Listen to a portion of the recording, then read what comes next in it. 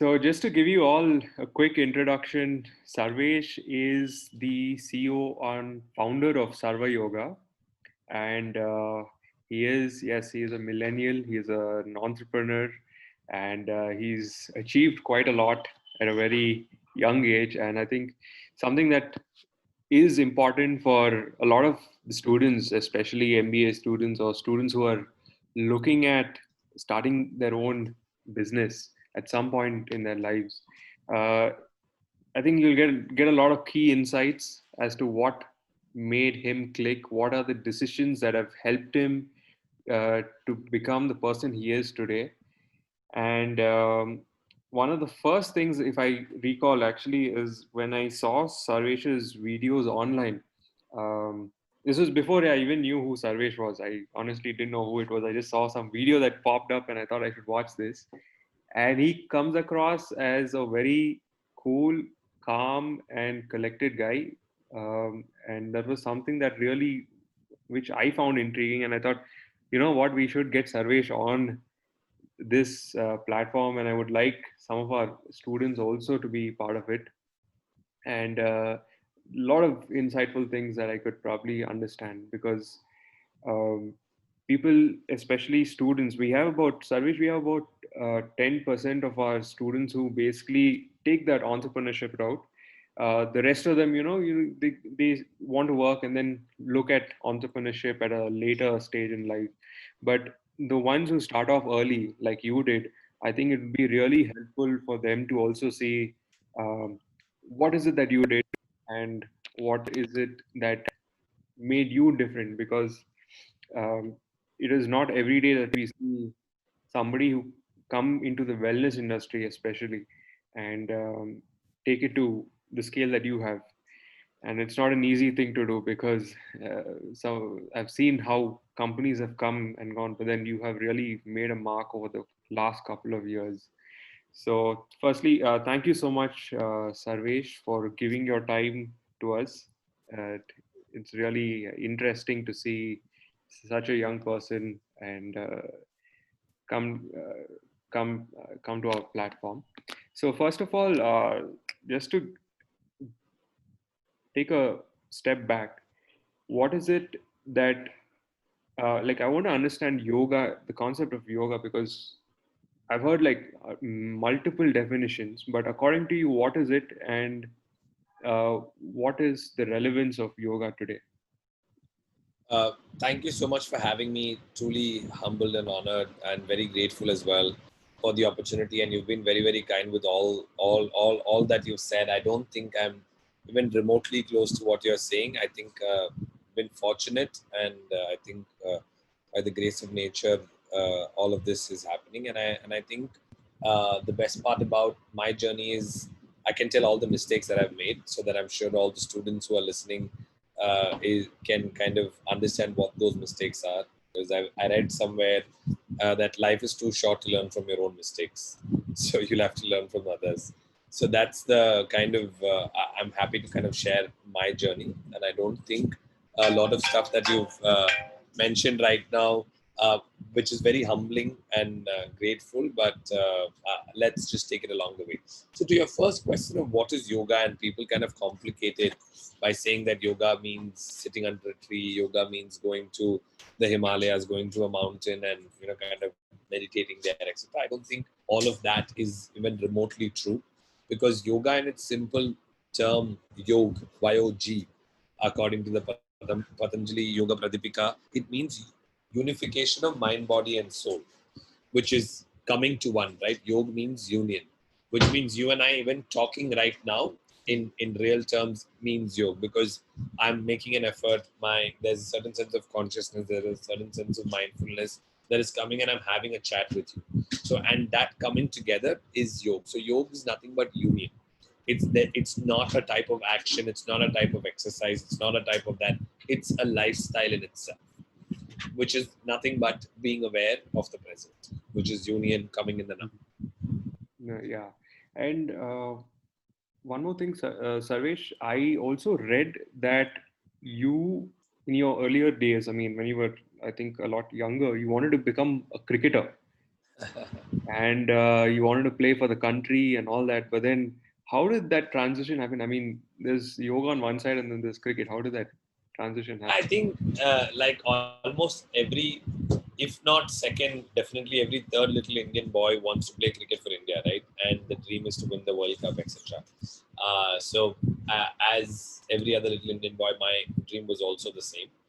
I started cricket at the age of 6, and my parents thought that by putting me into a yoga class, I'll be able to help and balance and focus better. And I started yoga at the age of 6. I mean, I had the opportunity to do a lot of physical exercises and breathing and all of that from the age of 6, and I did that for a really long time in my life. And but I think the whole shift changed towards mindfulness, meditation, etc. when I was 17. Then I met my guru again because of my parents. My dad started the class, couldn't continue, and then I was just asked to get done with those sessions. But I think I really liked him, and that's how my life kind of started in the whole mindfulness space and the genuine true meaning. Because until then, when I was thinking what yoga is, what everybody else is thinking. Right? It's boring, it's slow, it's only for people above 40, it's only for women. I'm not flexible enough to do yoga. That's as equal as saying that I don't have a six pack, I can't go to the gym. I mean, you go to the gym to get one. I mean, if that's your goal. So uh, I think cricket I played for about 17 years in my life. Played some decent amount of cricket. I've played for the highest league in the country in Tamil Nadu. I've represented Tamil Nadu.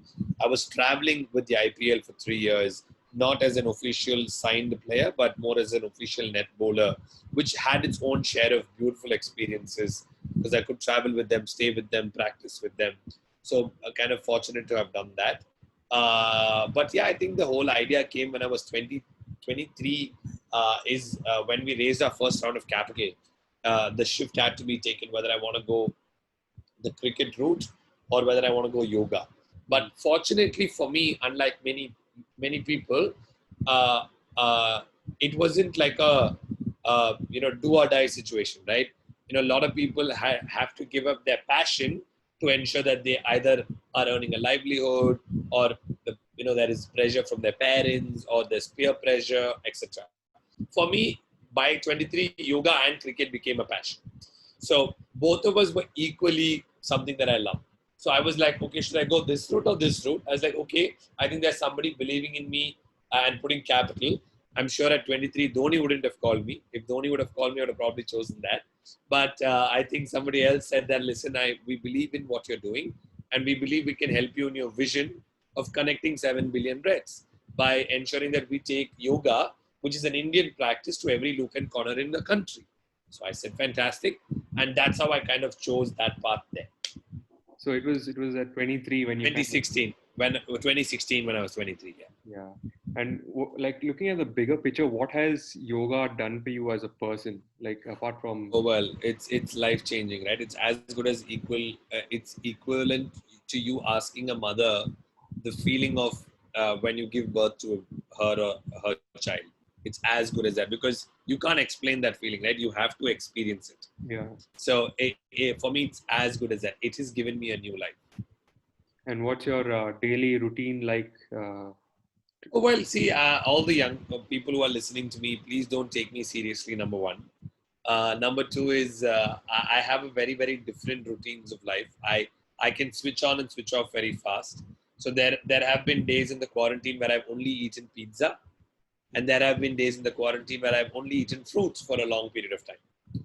So it's not an ideal situation for a lot of people, but my body is conditioned to kind of take that because of the mental strength, stroke, whatever I've been able to develop over 13 years of practice.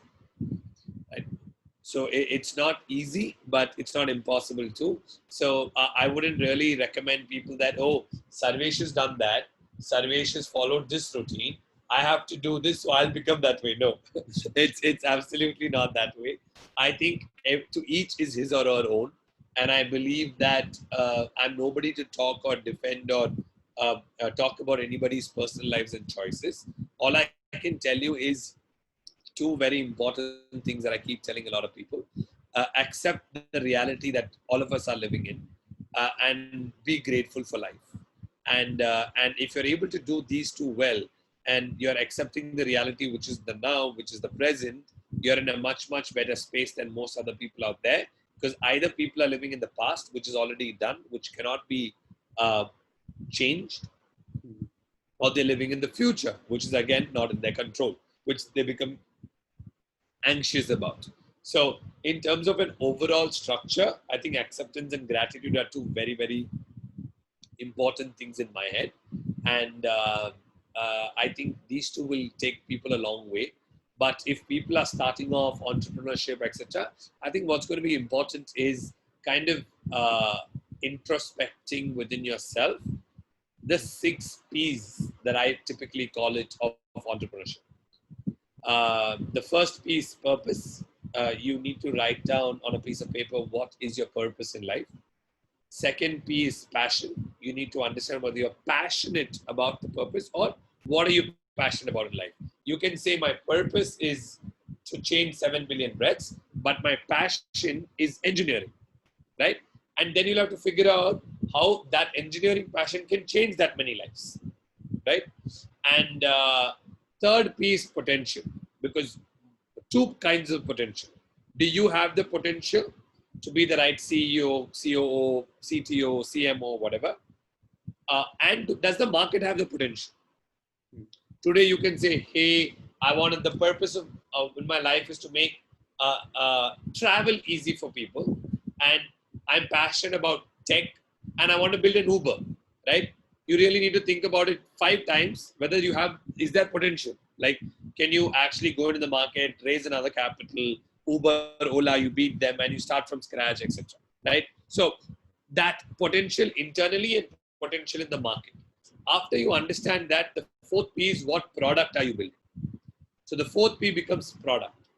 The fifth P becomes profitability. Sorry, fifth P is people. Are you able to build the right team? Very important. Sixth P is profitability. So in my life, this 6P principle is very important that I have kind of told myself rather. Yeah, I think that's something that would be really helpful for people starting out. And talking about starting out, you started off uh, before it was known as Sarva, it was Zorba. And how did Zorba actually come into life? Funny story. I was swimming. I got a call, and I kept getting a call, and I didn't pick up the phone. And as soon as I changed, after I swam, I changed my clothes. Then after I finished wearing my clothes and change and stuff, is when I actually pick up the phone. When I picked up, my Guruji had called me 2-3 times. So I called him back. I said, Guruji, batao ki kya hua? He said, Sarvesh, ne chhod do. I said, I wanted to speak to you about a good idea I had, but it's fine. I said, no, Guruji, I'm on my way. Right? So I went to his house, and he said, Sarvesh, you know what? We want to change lives of 500 million people under the age group of 35. You have changed your life. But many people will not get into meditation, mindfulness, and they will not have that inquisitivity, right? Why? Because they don't know the right direction, or they're not led the right way. So I said, okay. And he said, let's start a studio, right? And let's make that the place where people come to learn physical stuff, and then they move into mindfulness, meditation, etc. Because people end up coming to this door for weight loss, and they go out saying, I'm feeling calmer, happier, etc. Right? So I said, yeah, Guruji, very good idea, let's do it. He's like, Magar Guruji, I was like, but name is very important, because branding, I'm always a PR and brand and whatever, right? He said, branding, and I said, sure, TK, okay. Then Guruji's wife is a double master's in English. She said, you know what? There's a thing called Zorba. I said, what does it mean? She said, a person who lives life fully each day. I was like, bang on, that's the name. And that's how Zorba was born. And then after we raised international capital in 2018, 2019, we had a dinner with all our lunch with all our international investors. And at that table is when we decided that for an authentic brand from India, for a practice like yoga, a Greek name is not cool. So overnight, and I always think my order, I don't know, I don't know whether it's the right order. I always do what's right for the company first, what's right for the employees second, and then what's right for investors, partners, shareholders, etc. Because this two is, without the first two, the third will not exist, right? And without the first, second doesn't exist. So I said, yeah, sure, we'll change the name, no problem. I called up my creative agency and I said, hey, you know what? We need a name in the next 4 to 6 weeks. We'll have to quickly revamp. I kept the phone. I remember I kept the phone. I started a conversation with my chairman and I got a call back. We got the name. I said, what is it? They said, Sarva. I said, but it's my name. He said, exactly. Sarva first in Sanskrit means all, which means connecting, all encompassing, etc. And Sarva comes from your name. I said, yeah, but don't you think it'll become too narcissistic in terms of, I doing everything for myself, being controlling, etc. No, Sarvesh, we didn't think about it that way at all. Because if I had to keep Sarva, I would have kept it in 2013 itself, right? In terms of overall. So I was like, okay. I said, listen, write a note. We'll do a focus group and let's do it. And then I said, great. And they wrote a note. We sent it to our investors and they were all in love with the name. So I'm like, okay, vocal for local now. So yeah. And you basically started off with one center in Chennai. And then today, I think it is Asia's largest chain when it comes to. Yeah, we were Asia's largest last year, June. We had 90 studios, but I don't know what we are today. So I don't know. We have about 41 outlets right now, Yeah. but post pandemic, I really don't know how many will open. So. And what were your biggest challenges when you started off? Well, two, three, I would say. One was genuinely people realizing what the importance of yoga is and what yoga meant, right? Because the West garnered it much more than India. And India, if I can ask you, tell me another yoga chain you can think of. I don't think you will ever answer, right? Even if you Google it, you probably won't. So there's no chain per se, right? I mean, we had 90 outlets in June, and the second highest was 8. Okay. So in terms of just parity in terms of what we were doing was significantly high. Pure yoga play, right? I'm not including CureFit because CureFit is a more fitness-driven kind of a structure, and they've done a brilliant job in kind of completely dismantling the fitness market in India and raising awareness like there is no tomorrow. So challenges have been people's awareness and thinking that yoga is a lifestyle, like the concept of yoga. There were a lot of myths about yoga. Second thing is people realizing from a commercial aspect that I need to pay for a yoga class. Why should I pay? I mean, I'm getting a lot of free sessions for $100, etc. But the whole holistic experience of having a nice studio, having a great teacher, coming into a bunch of other perks around it was not really known. So I think we've managed to kind of seep into that particular gap. But I think now it's a very different game. We are global. We're in 100 countries today as we speak. And all of this has happened in 3 months.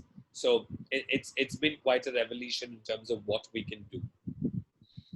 So like yoga has been there since a very long time, but then would you say that you kind of made it very cool today? I'd say I could probably could be one of the reasons that people are thinking it's cool. Yeah. Because I always say I wanted to make Test cricket T20. Mm-hmm. That's the parallel because it's cricket. I give that parallel very often, and that's the kind of approach that I would probably give it. And have I made it cool? Have people loved us for it? Yes. Have people given us slack for it? Yes. And Sarvesh, how were you able to scale from the start? Like just going back, that one studio that started off in Chennai, and can you just take us through the journey of you Sure. meeting investors, etc.? Sure. So I think for a retail, for any business, I mean, since all of you all teach unit economics is very critical, right? So from a unit economic standpoint in a retail business, you'll need to know a couple of things. One is when do you break even, and when's your return on capital, right? We got that for the first 3 studios very well. So our break even is 4 months at 32% occupancy, and our return on capital was about 15 months, which is fairly good. But when we raised our first round of capital, we thought we got into a very, very cool model where we went into shop and shop studios, where so people had existing customer base, they had free space. We went and took it up, we put capital, changed the whole location, and we ran it with a revenue share. And we were doing really well then. So I think business models evolved, and as we went to investors, the story was that we're a wellness ecosystem built on the authentic foundation of yoga, which has two words, brick and click. Brick is brick and mortar, click is digital. And brick and mortar, we had Sarva and Diva Yoga. Premium brand was Diva Yoga, which is only for women. Sarva was all men and women. And digital was, we want to be the Netflix of wellness, having yoga as the base. So the foundation of the brand will always be yoga. And we went on, started telling the India story, authenticity story, my story of yoga for the last 22 years, of course, 2 years ago for the last 20 years, and so on. So it's been quite amazing in terms of what all we've done. But I don't think the mistakes is you'll need to know who you're raising money from. You need to be very aware of how much money you need. You need to be very critical of have you got your unit economics of your foundation of the business right. You need to be aware of at what valuations do you want to raise at. Just because somebody else is raising at some significantly high valuations without a business model and structure or whatever. Being optimistic is fantastic. Being visionary is fantastic. But if you're trying to say I can jump out of the 20th floor and hit a hard surface and I will not break any bones, that's not being optimistic. That's just being unrealistic, right? You're not being practical. Yeah. So I think there are a lot of stuff that I have learned across the journey. I don't know how much of it I can probably talk about it in just a few minutes, stroke an hour of conversation or whatever. But I think it's a long journey. But I think the fundamentals would be to get your unit economics right, whatever business you are in. Absolutely find your core team. Without finding your core team, do not go and raise capital. Yeah, and you do have investors from India and abroad, right? Do you see a difference in the patterns in which people approach the business? Very, very different patterns, right? India, very, very different approaches, right? In India, it's like, what, we see first, people invest in the founder, right? That's number one. Then they talk about the idea. What problem are you solving?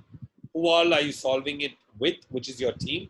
And then next comes scale, right? Which is how can you scale this business? And abroad, I mean, the basic fundamentals are the same, but how investors abroad approach it is very different from how India approaches it. Very, very different. Right? The mindset of investing in India and abroad are very different. Like, how businesses are run are very different. The whole best practices are very different, and so on and so forth. And you do have like I'm giving you a very, very, very simple example, right? If I tell an international investor that I will get back to you next week, it means 1 week from that day. If you tell next week today, you have to get back to them on next week Thursday. But in India, next week means September. Right? And it's no offense meant to anybody. Yeah. It's just the cultural thing that India has kind of brought into the whole system. We have phenomenal professionals in India. We've got phenomenal people who are actually very time sensitive, very, very value others' time, etc. But we have a whole lot of people who don't do it at all. Correct. But in the West, it's not like that, right? It's very, very different. At least my experience, right? If people in the West say that, hey, you know what? Indians are amazing and we love the flexibility and all of that. So their approach towards us is flexibility. Our approach towards them is respecting time. So I think it just comes across as many, many things differently. But I think India is just an amazing bunch of talent which is out there, which if kind of tapped rightly, the potential in India is supremely high. I mean, I don't know whether you read yesterday's report, but for the first time ever, rural internet users were much more than urban internet users. So India's internet users today is tracking at 504 million. Hmm. Yeah. And Sarvesh, like, do you have some big names on your list, on these investors list? And these names are, I mean, everybody knows these names. Could you talk about how you met these people?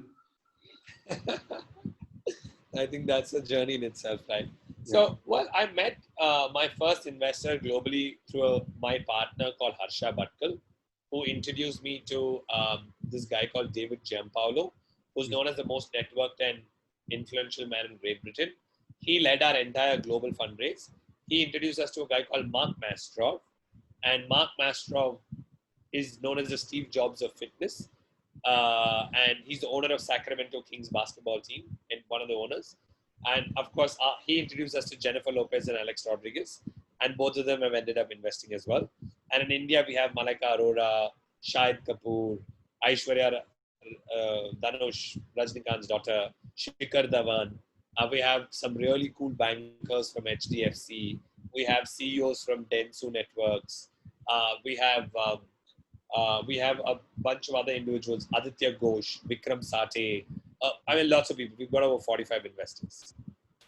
And just coming back to your um, personal topic, there was something that I read. I don't know if it's you. You have this thing. You have taken Five. 5 vows. Yeah. And what are those 5 vows? I'm a little curious about that. So the 5 vows are as follows. One is no intoxication, which is no alcohol, no smoking, and no meat. That's one. Second is non-violence through actions, thoughts, and words. I don't remember the last time I even killed a mosquito. Non-violence is two. No mental and physical stealing. Mental stealing is mental stealing. Physical stealing is, oh, you go physically steal stuff. That's three. Four is no lying. I can't even white lie. So if I'm late because I overslept, I'm late because I overslept, not because there was traffic on the road. Fifth one was by far the most difficult, which is celibacy. Yeah. So I think I mean, fundamentally, it's all these vows are rooted to discipline, you being disciplined and kind of structuring your life. So there's something that I've heard that you've also spoken about, which was supreme silence. What is supreme silence, and can anybody try that approach? Well, there's no harm in trying it out, but I would recommend you to try it out with proper guidance. Mhm. So, what do you say? The supreme silence is nothing but you can't speak, no phones, no music, no TV, nothing. You can't even look eye to eye with a person. You have to look 2 feet Oh, down. okay. So it's typically a practice of vipassana, Mhm. and I did vipassana for 10 days, and I did the same 10 days for 40 days from home, which is no silence, complete silence. So really, lockdown for me, lockdown is truly not having to go out or whatever. It's no Wi-Fi. Yeah. So And Sarvesh, you are actually from Chennai, right? And you moved to Mumbai. How's that transition? Was it hard? no, Or at least absolutely not. I love culturally Bombay. or I love Bombay. I mean, there are three, four cities that I truly love. Right, one is Chennai, second is Bombay, Udaipur, and I love Kerala as well because it's my birth town, birthplace. But I think Udaipur is also home because two of my favorite people live there, and I used to visit them very often. And this year I've not visited, but yeah, I used to visit them very often. and how is your company basically coping with the current COVID situation? Is there Well, I think in all due respect, I think we've been affected from a positive side because of COVID. Of course, our studios are shut, but our brick and digital business is fast tracked very well. And in the last 4 months, we've launched in 100 countries, and we are sitting at over 3 lakh people who've used or kind of downloaded the app and have managed to kind of see different kinds of perspectives through the app in the whole body and the mind space. And going forward, do you like have a vision for Sarva? Because from what I've understood, you've always wanted to have a more holistic wellness sort of an approach, more than just focusing on yoga as a form. Yeah, I think the whole approach is my wellness through yoga, and the approach was how do I get the under 35 people into the space. That was purely the approach, right? 28 to 35 is the target audience, and how do I get at least 100 million people across the globe realize the power of yoga in this age group? Very, very focused. And Sarvesh, also you are in this wellness space and the fitness slash yoga industry. One of the things that you've also mentioned is about your retention rate, which is well over 90%. How are you able to do that? And what retention rate is this? Employee Retention rate, retention rate? yeah, yeah. Members, getting your members back to enroll into the program. I don't think that was 90%. I would have loved it if it was 90. It's not 90. I think our instructor retention rate is Okay, about 85-90%. Of okay, course, now it's gone down like much lesser because we had to let go of a lot of people. But otherwise, it was at 92% at one point in a 3-year average window. So, which is significantly high for a industry like us. Our member retention rate varies from studio to studio. It's an overall average, etc. Which is it's healthy, but I would still like it to improve drastically. But yeah, now it's a very different situation. and like in a very simple way, how would you measure success according to you? Like, what is success to you? Three things I don't know whether I'll be able to give it in one thing. Three things is one is uh, uh, the brand reach, which is how many people are using our platform, and how many people actually benefit from the platform, which is what value are we driving for them. So if you ask me, is success metric for me 20 million people using the platform once a month versus 1 million people using the platform 8 times a month? I would choose the latter, 1 million people using 8 times a month, because then that's changing lives. So for me is transforming 100 million lives over the next 2 years under the age of 35. That's a very critical goal. And are you looking at diversifying the company Into into other forms of wellness sectors? I mean, nothing right now really, right? the core is Everything we do will be yoga. So wellness sectors, I don't know whether we'll get into apparel, but it'll be yoga apparel mhm. stuff like that. And one more thing is you do have around uh, you've created 23 different 25. forms of it, 25 different forms of it, and that is something that is quite unique to your brand, and you don't see that elsewhere. And are these forms uh, taught at these centers? No, these are not, yeah, these forms are taught in these centers, but they're not created by me. They're all existing practices available across the globe. We've Okay, brought them under one roof okay, and teaching them all together in one roof. Again, the reason being all boils down to youngsters being coming into the platform, understanding that variety is what is important to them. They want to be a part of a community, etc., etc. Those are the reasons why the 25 forms were kind of brought under one roof. okay. And well, I have one last question. That is, what advice would you give a 20-year-old who wants to become an entrepreneur today? Honestly, no advice. I think the uh, real one-liner that I keep telling people is love like there is no tomorrow, and if tomorrow comes, love again. And why this very important thing leads to entrepreneurship is you just need to be passionate about whatever you're doing. Yeah. Right? Just be passionate. Every day will not be the same. You will wake up on days and saying, I want to quit. But again, that falls under no. I accept the reality is this. I want to be grateful for what I have. And I'm going to go towards my purpose and my passion that I first wrote on my paper that I want to change so many lives. And that's exactly what I want to do. Okay. Thank you, Sarvesh. Thank you so much.